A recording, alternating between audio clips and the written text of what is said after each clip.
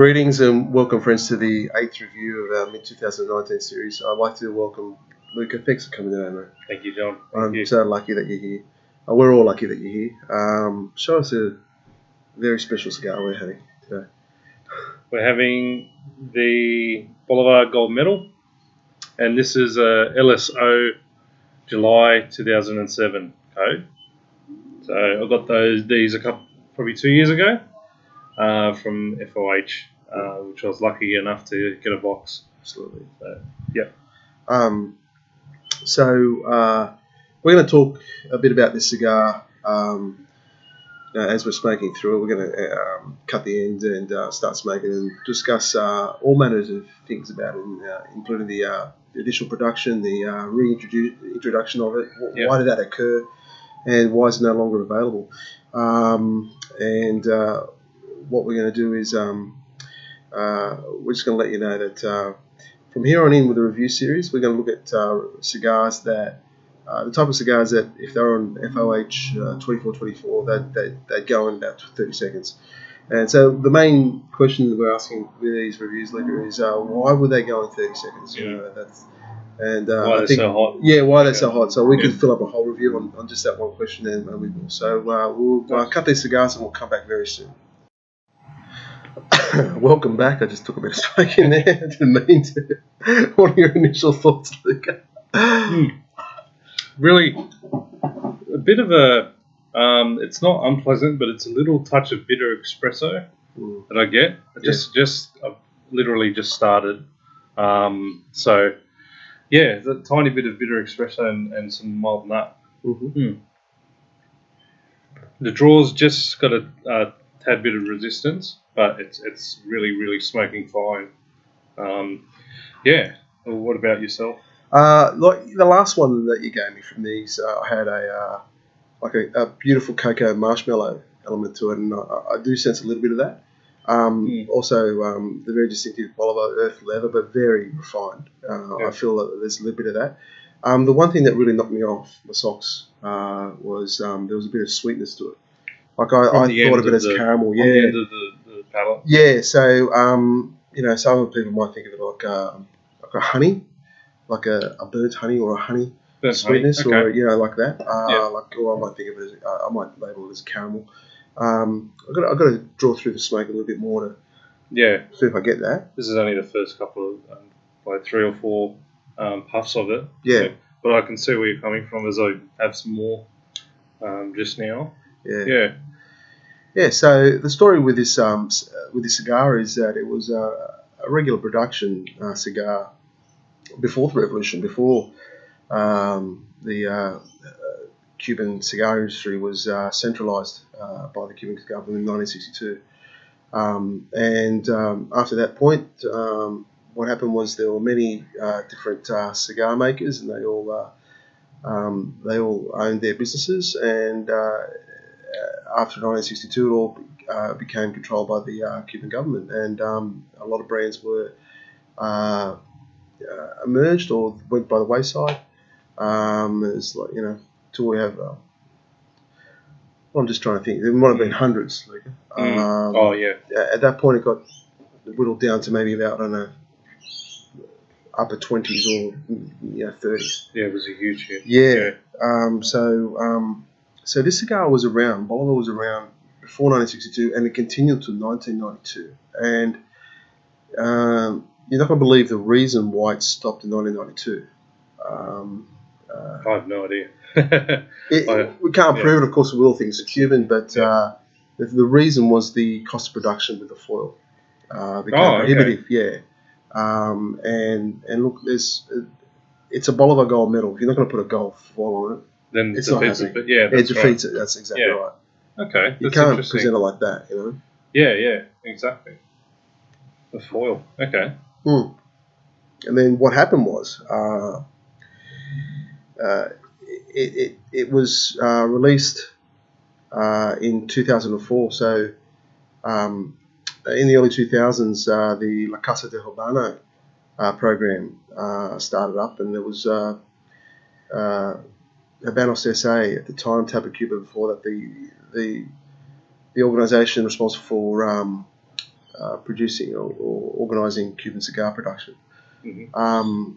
They, as a thanks, they wanted to allow their distributors to sell, like exclusive Cuban cigars. Yeah, brands. And not necessarily regular production that they'll be there every year. They might have been limited run. So this was done through the German distributor Fifth Avenue, and so there's a limited run. I'm not sure if it was about 1,000 boxes, but not many. Not many. Even the LCD 2004. Yeah. So okay. I've never seen those boxes up for sale. No, anywhere. That's the thing. I haven't seen an actual photo. And you won't. Yeah. And there's one reason, and the reason is because the 2004 have the highest reputation. Not talking in comparison to pre-92. Not talking about that. Talking about of all the releases post 2004, the 2004 initial run has the highest reputation as being the best. Wow. The 2007 were not as well received. However, having said that, the reputation of the 2007 release, now that they're 12 years old, is a lot stronger now that they've aged. I think they've come around. Yeah, there's been quite a few. If you go on our forum and have a look at reviews, they're mainly very strongly positive. And what had happened was, so I was going to say before, the LCDH releases are always like, 5,000 boxes, and then they release them, and then they release another run of 5,000. That's what they had done initially. But after about 2010, 2011, LCDH releases continue on an ongoing basis, but in a limited run, but on an ongoing basis. Mm-hmm. But at the time that the Bolivar Gold medals came out, no, it wasn't. It was like 2004. Oh well, they were popular. Let's make some in 2007. Oh, okay, let's make a run in 2009. And that was it. Yeah, 7 and 9. Yes. Yeah. And the final run was 2011, and thereafter they were discontinued. No, haven't been since. And look, it doesn't take Einstein to work out what the theory is. You want to know what the theory was? Why they were done in 2011? They're pretty similar to why they were done in 1992. And that's got to do with the foil. The cost of the foil, the cost of production. Do you remember how much? Because they sell really well. They didn't have a problem selling these. Do you remember how much they would have cost if you were to buy them around that time when they were coming? No, in the 2000s? No, I couldn't tell you in terms of US price. I think. US. I'm not sure. El Prez would be the man. Yeah. Well, if anyone does know, if you can comment on the forum, let us know. That'd be interesting to know. Just as a rough figure. Yeah. I do know if you want to buy a box of this now, it's around I 600 think USD. 600 to 7. Sometimes as high as $750 for a box. And I've seen that not just advertised, but I've seen them sell on other platforms out there on the web for around $750. Mm-hmm. So they are selling for that much. They are selling, and they're still, and they disappear. They're not sitting there for a while. People are snatching them up. So yeah. And folks, there's members on our forum. When the Bolivar Gold Medal discussion comes up every now and then, there's quite a few people say, "I just wish I had bought more." But what's the saying about hindsight?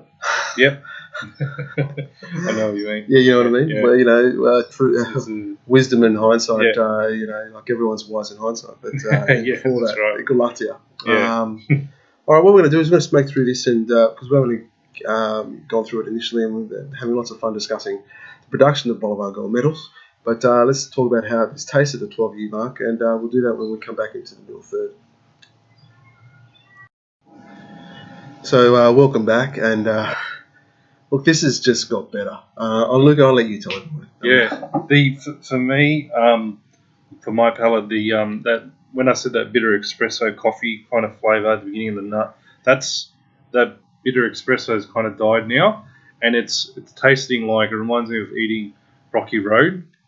So there's a bit of marshmallowy-ness in there as well, and almost like combined with like it tastes like it's got a slight bit of toffee in there. I think as you mentioned, burnt toffee, like it's really complex, but not.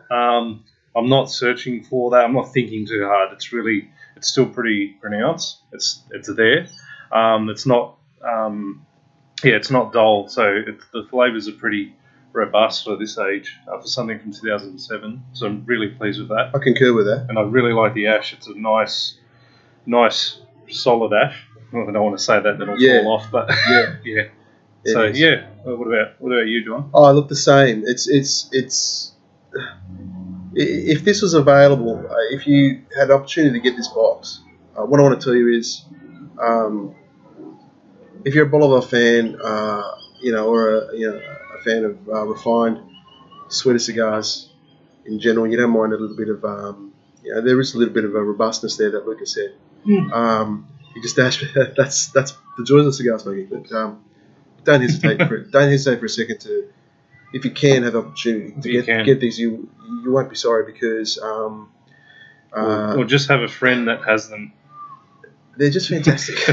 They're just great. Just know people that have them. I think when I smoke this, I think to myself,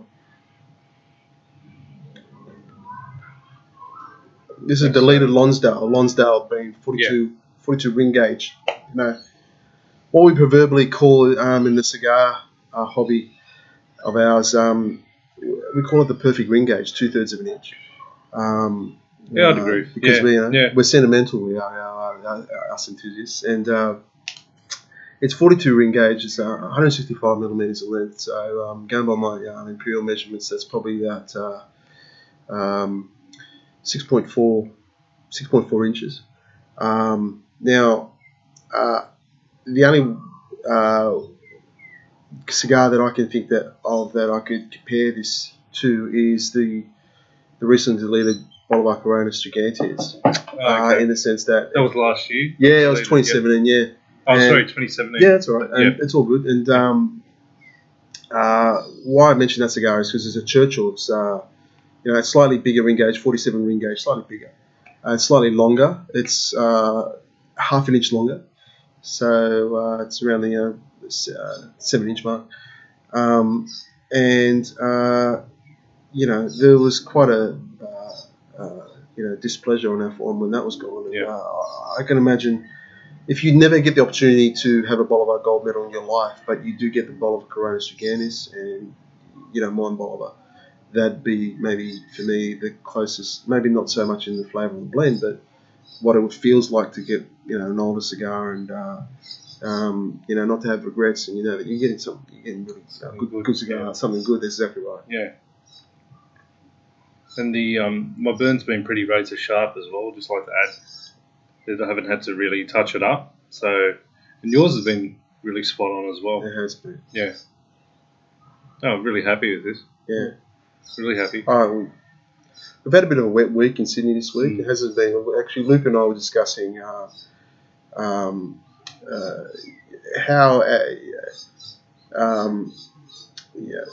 people like us who enjoy cigars as a chance to unwind and relax, you tend to get into your set times, during the week where you work and you get, maybe towards middle of the week or the end of the week.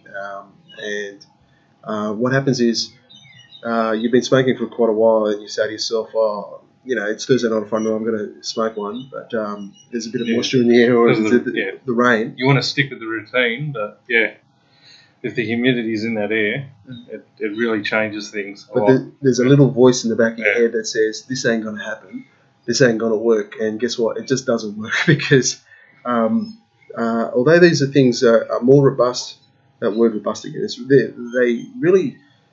they don't go dry overnight, trust me. The cigars are a lot stronger than what you think, but they are very good at being sponges. And when it's, humidity in the air and there's rain, like we've had in Sydney all week, it hasn't been optimal. We're discussing that while we're... I think we had a couple of days of around, 20 mil of rain in some areas, and it was pretty constant. And I think an inch. I just didn't in a smoke. day.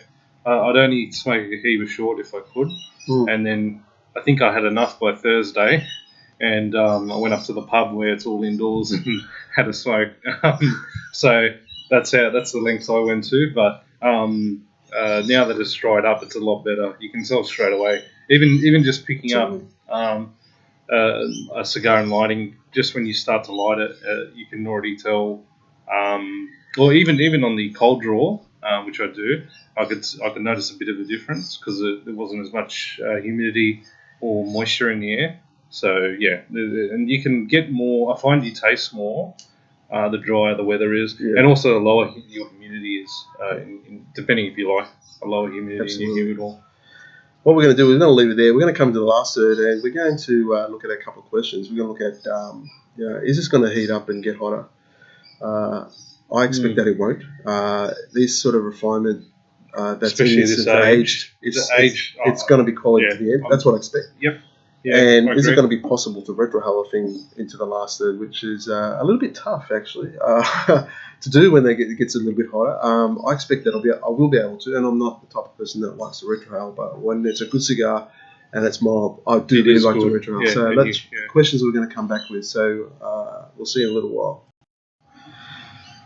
Welcome back, and look, I had a few retrohales of this, and it's great. No problem whatsoever retrohaling. What about you? Great. It's got a bit of a sweet, sharp note to it.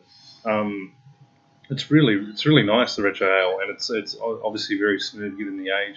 Yeah. And it's gotten as it got past the halfway point even more now. It's gotten a bit sweeter in those flavours. Yes. The sweetness has picked up. Yeah, absolutely the same for me. And look, it's not very common that you got two guys reviewing the same cigar and they're going to be having the same conclusions. Yeah. If you watch Rob and Ken's videos, they rarely are spot on the same. And sometimes they do. Yeah. Sometimes it's just a great cigar, and sometimes they do. And this is what we have here. We have a great cigar, and we're spot on now. In terms of the retrohale, I have a little bit of a tingle, and I put that. Yeah, go on. There's a little bit of a tingle on the retrohale as well. And I put that down to the Bolivar marker, the slight earth and leather. It's a stronger marker generally. So if I compare this to other aged cigars that I've had, such as a La Gloria Cabana Tanos I've had this year. Yeah. It's 10 years old, and or a Trinidad Robusto Extra that was similarly 10 years old, 9 to 10 years old. They were easier to retrohale, but they weren't as strong to start off with. But this is easy, just easy. For you, you don't retrohale. Not really. So you don't mind. So I love it. I do it all the time, so I'm a bit preconditioned to doing it at any stage when I have a cigar when I start. But yeah, that says a lot if you can do it easily and you're enjoying it. Yeah. That's good. That's a good sign. And you know, there's been polls on the forum in regards to retrohale. Some people just don't ever do it. Like, everyone's different in this hobby. Yeah. Some people will never do it.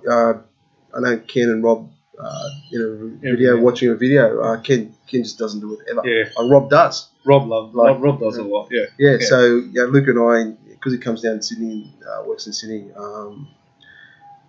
Every now and then we catch up with him, and just does it as part of his routine. So everyone's routine is different, how they go about enjoying their cigars. But it's what works for you is what matters. That's right. Yeah. It's all for the individual. And also we've paired this. I think this is a great pairing. It's actually really it's worked really well. John was really kind and wanted to pair it with the Hakushu 12-year, which I love. It's one of my favourite out of the lineup. I like it a little bit more than Yamazaki. I don't know, but it's such a great pairing. Yeah. Yamazaki is really good too, but this is great. That's the flavour we get out of that with the Bolivar Gold Medal, which is really, really, really nice. Yeah. Thank you. Oh, it's my pleasure. And one thing about Japanese whiskies, the prices are ridiculous. The demand is ridiculous. Yep. But they just do things well. When they do things well. What can you say? They don't muck around. And if you're a Scotch drinker, you may prefer the stronger. What's it going to be? More peaty. Yeah, peaty. Correct. The Lafroig or the Ardbeg or the Lagavulin. I find for me that doesn't go with me for Scotch, but that sort of Scotch doesn't go for me with cigars. But me too. I tend to steer away from it. I think I've mentioned before in other other reviews we've done, kind of like Islay and Speyside. Islay, yeah. That's more my area, which but to each to their own as well. Nothing too strong. Yeah. Whereas these Japanese whiskies are all on the light side. It's right. Yeah, that's right. Yeah, doesn't overpower the palate. No. You don't really need to cleanse your palate with water or anything. I can have a sip of this whiskey and easily smoke this with no effect on my palate. So, in terms of identifying the flavours here, so yeah, this has been going great, and it's still nice, super cool smoke, super cool. You can see how much I've got left, and next time I'm starting first, because you're quick.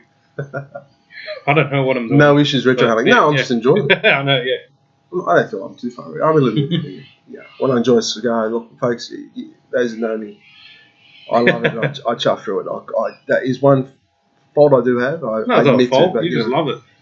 That's how it is. But except if it's a Medil d'Or number 4 or a Monte Carlo, with those you need to take time. You go quick on them, and you'll be sorry. They'll go bitter on you, and you'll think, oh, why did I do it?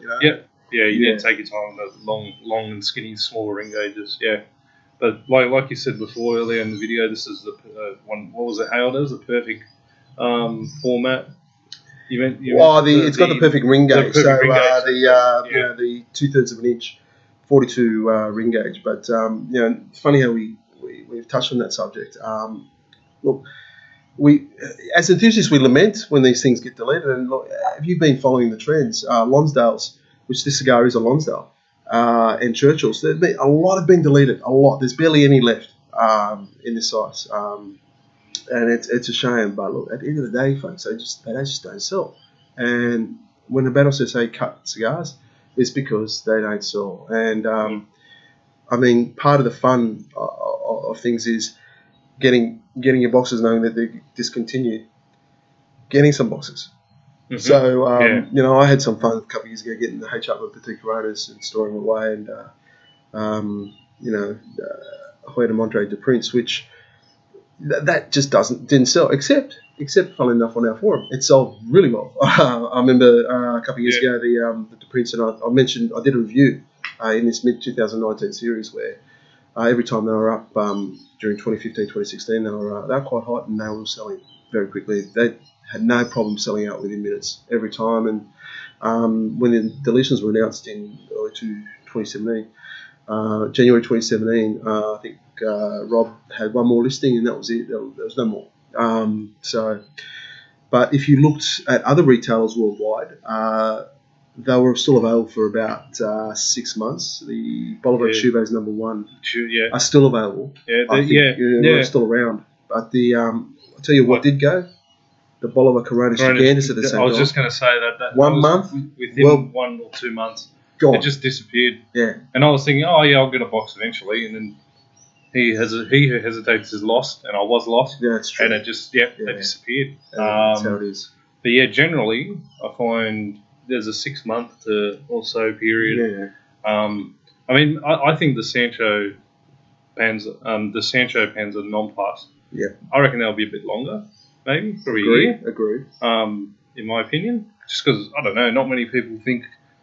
I don't know. It's just not that popular. It's not. So if you're not familiar with what we're talking about, the Fifth Avenue, the German distributor, the German, Austrian, Polish distributor now.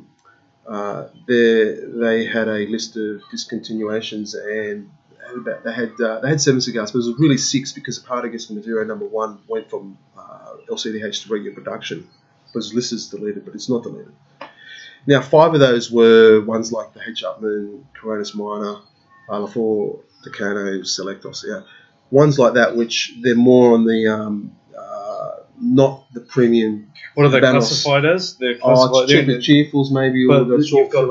Where do they fit in the? The new classification. They're just not value brands, but just other brands. Yeah, other brands. They're called other brand category. Yeah. But more specifically, they're me personally, my own personal classification, I would say, like if you looked at H. upmann Coronis minor as a petite Coronis, roughly a petite Coronis size, you'd say that's not as a premium cigar as the H. upmann Petite Corona was, because they had just had better leaf in it, and so 5 of those were ones that you'd say, if you enjoy them, buy them up. One of those examples is the Polaranga Panatellis. It's a short filler cigar. They're nice. They're not. They're not good. Costly. They're good. They're actually really... Buy them up now because they're going to disappear. Aren't they? They'll be around for a little bit, but they're great, especially if you get them in the lighter coloured wrappers. I found the dark ones not as good. Kind of like the dark ones probably need more rest. Kind of like the Monte Carlos. It's I'm with you. Lighter wrapper Panatellas. Yeah, spot. Oh, yeah, absolutely. Yeah. But out of those 6, the one that was in the premium cigar quality, not that they're manufactured, because they come up with construction issues. They tend to be tightly rolled. They tend to have wrappers that are pretty, let's not beat around the bush, like sandpaper. You can run the gauntlet. You've been running your luck if you're buying them blind, but